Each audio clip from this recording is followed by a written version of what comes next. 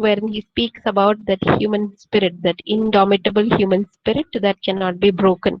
Likewise, in Still I Rise, you have Maya Angelou speaking about that human spirit, that spirit of the black people that cannot be dusted or kind of thrown away or taken for granted by the majoritarian white people. So, whatever you may do to me, I am going to come back. I am going to rise. You throw me, I will bounce back. You try to kill me, I'll come back. That's that defiance. So, there are a couple of words you have to keep in mind when you write your answers to this particular poem. All right. So, one is defiance. You can make a note of all this. And I also put that poem for you to see.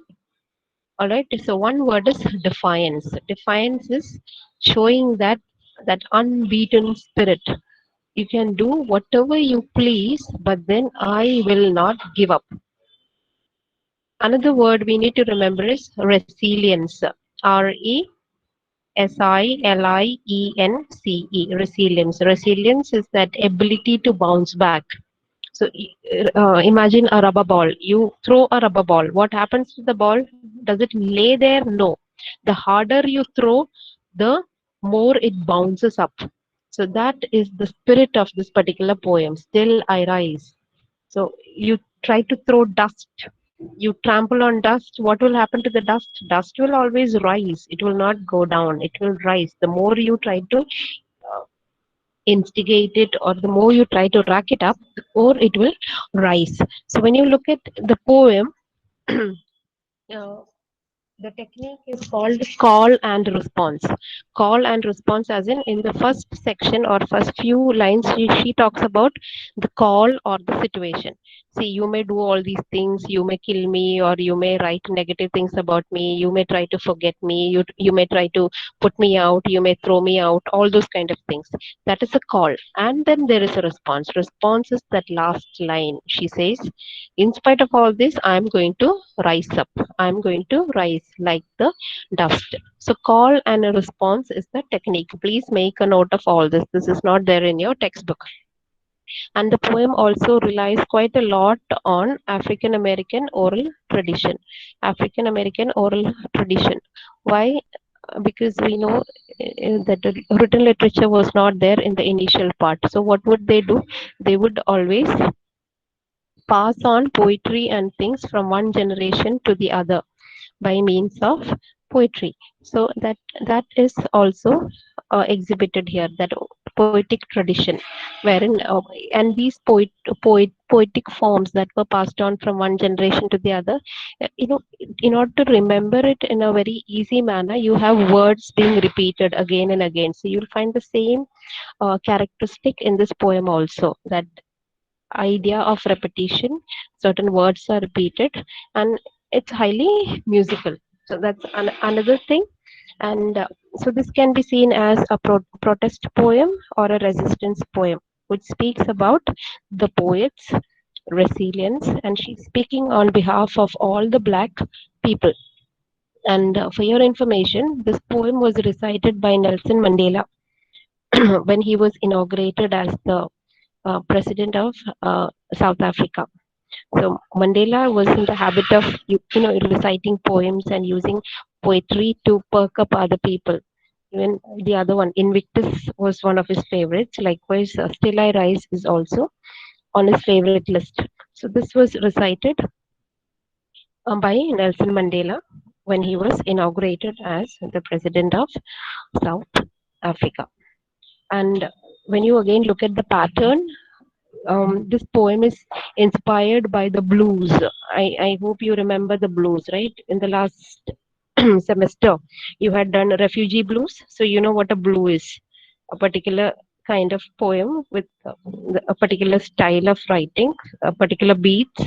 You have repetition, as if it's kind of a conversation between two people. So kind of call and response. You remember that poem, right? Refugee Blues. So same kind of a pattern is followed here also. So this is inspired by the blues, the gospel songs, the spiritual songs. So it's kind of a ballad. So the pattern is more or less balladic. And this poem is a call to survive and to thrive, survive and to thrive. So the you could say the underlying assumption of the poem is these African Americans, they could not have survived slavery and they could not have come this far if they did not have hope. Hope was the only thing that held them afloat and helped them to continue with their life. All right, because of which they have reached this far. So you have people like Obama, you have even Kamala Harris is also partially black. So all these black people, what have they done? They have written and they've rewritten history and they have come this far.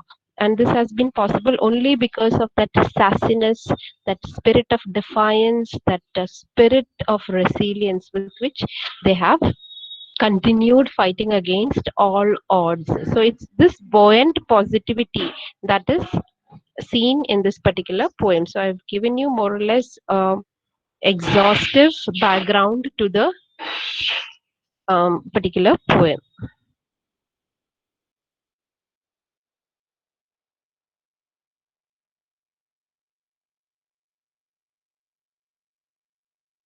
Okay, so have a look at the poem there in front of you.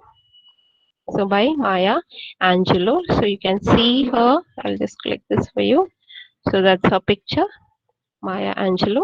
So American poet, activist, autobiographer, well educated, and then a very, very, you could say, sassy and positive and spirited lady. And this poem is that typical example of the kind of writings that she writes. And her autobiography is called I Know Why the Caged Bird Sings. It's actually a very, very moving book. You must read it, wherein she speaks about her childhood. And she has been through quite a lot in her life. She was raped at the age of 7 by her mother's boyfriend, and then she went into shock, and for a couple of years, I think around 5 years or so, she simply refused to speak.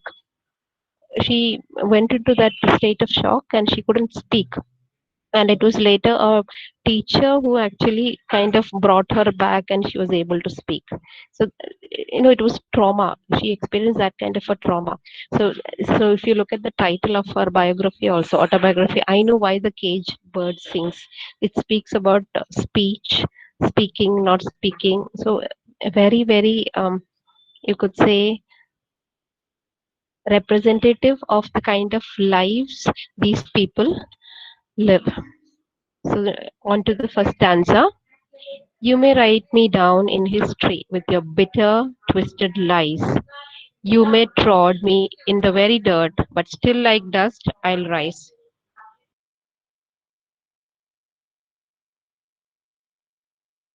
I'm sorry, there's a lot of disturbance here. Okay, the first one. You may write me down in history with your bitter, twisted lies. You may trod me in the very dirt, but still like dust I'll rise. So see the first three lines. You may write me down. You, who's this you here? The you stands for all the white people. White people, the upper class, and mainly the male. All right, so she's addressing it to the white, upper class, aristocratic, majoritarian people in the society, the white the kind of supporters that Trump has now, so she's addressing it to that kind of an audience. So you may write me down in history. So history by all these white people, they have always looked down on the black people. They have written all kinds of lies about the black people, that the black are ugly, they are stupid, they are uncultured, they are uncouth, and they live a very indecent, immoral kind of life. These are the kind of lies that have been propagated about the black people. So she's saying you may do all this and with your bitter and twisted lie, and you may walk over me in the very dirt. So like you treat me like dirt and you walk over me, but then what will happen? But still like dust I will rise. So you see, when you put your feet on the ground, on the dust, and you really stamp and walk, what would happen? The dust would rise. So when you do your march past and all, you must have seen, right, how dust rises. So she's saying I'm like the dust, I will rise. The next one. Does my sassiness upset you? Sassiness is boldness. I'm very bold. Does my sassiness upset you? Why are you beset with gloom? Because I walk like I've got oil wells pumping in my living room. So she's again questioning. It's kind of very powerful kind of a questioning, very very confident, and she's asking them. She's actually facing them and then asking them. So does my sassiness, my boldness, does it upset you? Why are you beset with gloom? So why are you looking upset? Because I'm very upbeat and I'm very positive. Because I walk like I've got oil wells pumping in my living room. So are you upset with my attitude, this positive and flamboyant attitude, like I have got oil wells pumping in my living room? What is this reference to oil wells? Oil wells, we know the Middle East and all, they are very rich because of oil, petroleum. And so if you have petrol well or you own oil well, what would happen to you? You would be very very rich. And when you're very rich, you don't have to care about or bother about anyone.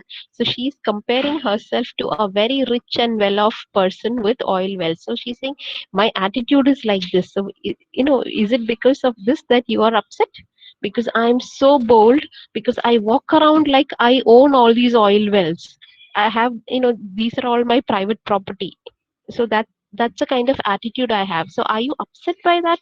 She's asking her tormentors. She's asking the white majoritarian dominating group. It could be the political group, the people in society. Continuing, just like moons and like suns, with the certainty of tides, just like hope springing high, still I rise. So now, yeah, what is she talking about? She's just like the moon and the sun with the certainty of tides. You see, sun, even when it sets, it will always come back. And the moon, it waxes and wanes. So even when the moon goes away, when you have that, new moon, when there is no moon, you have tides coming up and going or whatever. And just like hope springing high, hope is also such a thing that it may go, but then it will always come back. Hope is that thing that which keeps us afloat, that helps us to live life and face anything that we come across. So just like the certainty of all these things, like moon, even if it goes away, it comes back. Like the sun that sets, it will always rise and come. The tides, if you have a low tide, you'll always have a high tide. All these things are very very, you could say, predictable in nature, and will always come back. So just like that, still I will rise.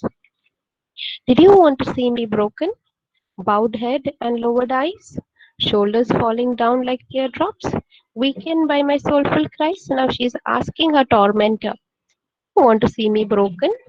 So she's already saying that you're looking upset because I'm looking very positive and happy and upbeat. So she's asking, so do you want to see me broken, defeated, with my head lying low and my eyes low, with my shoulders drooping? Your shoulder would droop when you are very upset, right? When will your shoulders be up? When you are very confident and happy. So shoulders drooping when you're really upset, depressed, and dejected, weakened by my soulful cry. So, do you want to see all this? That I'll be so weakened and I'll be crying out. Is this what you want to see? So, it's that kind of a question. So,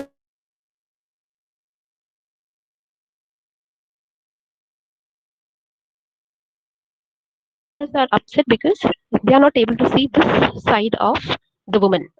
So, in spite of everything, this black woman, she is laughing and she is fighting out, and then she is showing her confidence. So, now she is asking, does my haughtiness offend you? Haughtiness is that arrogance. So she's very, very arrogant and proud. So my haughtiness, is it offending you? Are you feeling bad about it? Don't you take it awful hard? Because cause I laugh like I've got gold mines digging in my own backyard. So she's saying my laugh and my smile and my haughty cheerfulness, it is upsetting you and it is making you feel irritated.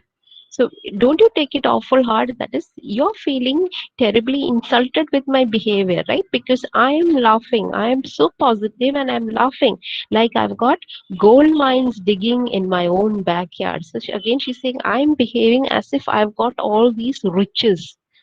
and you simply can't see me laughing and being very, very confident and then being so arrogant. See, so she's saying, my attitude is like this. I don't care what you do. I am going to fight and come back. So all this is making you feel irritated and you're feeling insulted, isn't it? It's that kind of, wherein she's getting back at her oppressor. So it's kind of a series of questions wherein she's saying, you feeling all this because I'm behaving like this. So again, that call response technique is at work. You may shoot me with your words, you may cut me with your eyes, you may kill me with your hatefulness, but still, like air, I will rise. So it's a very simple stanza here. So you may shoot me with your words. So you may use cruel words to shoot me. You may cut me with your eyes. That is, you may look at me with cruelty, with no warmth and love. You may kill me with your hatefulness. The white community, they have been doing this to the black people. But still, like air, I will rise. That is, I will bounce and I'll come back. Does my sexiness upset you? Does it come as a surprise that I dance like I've got diamonds at the meeting of my thighs? So this stanza is actually a celebration of her sexuality, of her womanhood. So she's saying, I'm black. So what? I'm beautiful. I'm very attractive. So my sexiness, is it upsetting to you? You find it very threatening? She's asking, does it come as a surprise that I dance like I've got diamonds at the meeting of my thighs? So, it's a very explicit kind of an image wherein she's speaking about her sexuality. So, beautiful women, they have this attitude and arrogance, right? So, she's celebrating the same, wherein she's saying that I'm beautiful and I'm arrogant. I feel as if I own all these things. So, it must be upsetting to you, isn't it? So, that's the question she's asking. And continue. Out of the huts of history's shame, I rise. Up from a past that is rooted in pain, I rise. I'm a black ocean, leaping and wide, welling and swelling, I bear in the tide. So, out of the huts of history's shame, I rise. History's shame is she's speaking about the time when slavery was legitimate and valid, and then how these people were treated, and how all kinds of negative things were being written about the black people, that black people are like this, they are very violent, they are uncultured, they cannot be trusted, they are liars, you know they are like animals, they are bestial beings, all kinds of labels and tags were given to them. So she's saying, out of the huts of history's shame, out of that shameful past, I will rise. Up from a past that is rooted in pain. I know that my past is full of pain. Slavery was one long painful time for me. And I know that I am beautiful. I am attractive.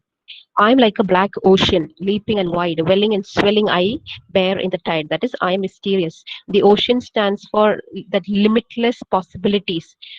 It stands for infinity. It stands for a lot of things. So I am all that. I'm black, I'm dark, I'm leaping and wide, and I'm also scary.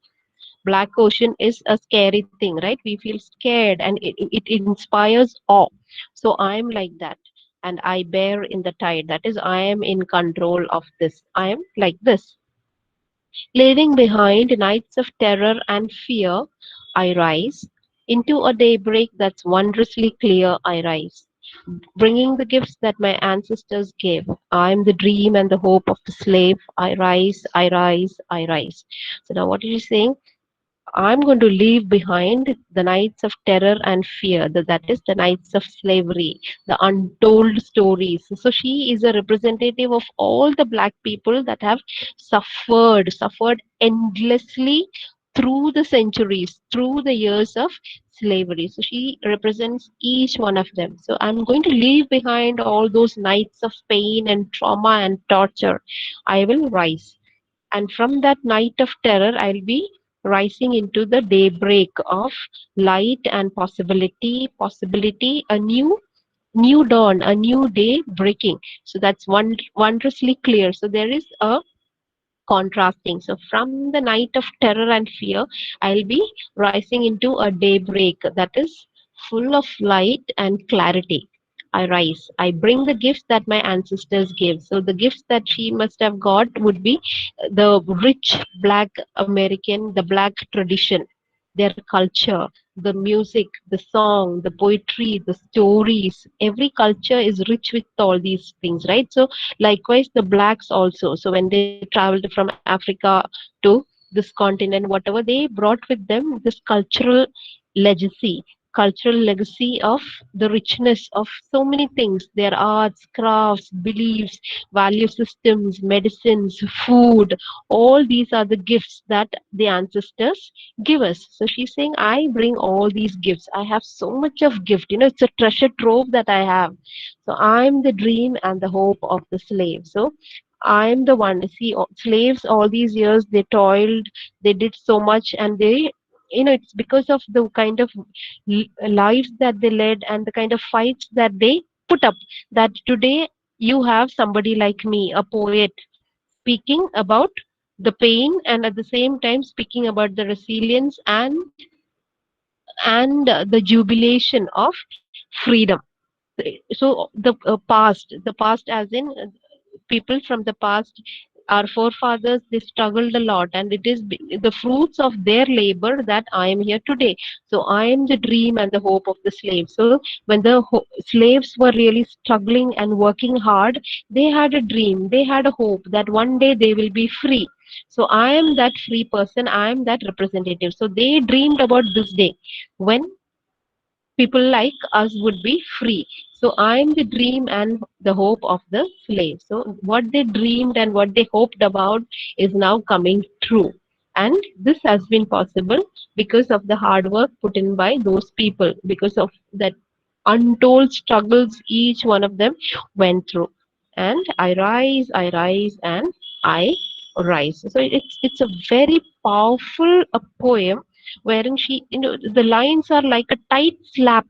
It's like giving a tight slap on the face of her oppressors, the white majoritarian society community that has always looked down upon the black, made use of them, abused them, and inflicted untold misery on the blacks.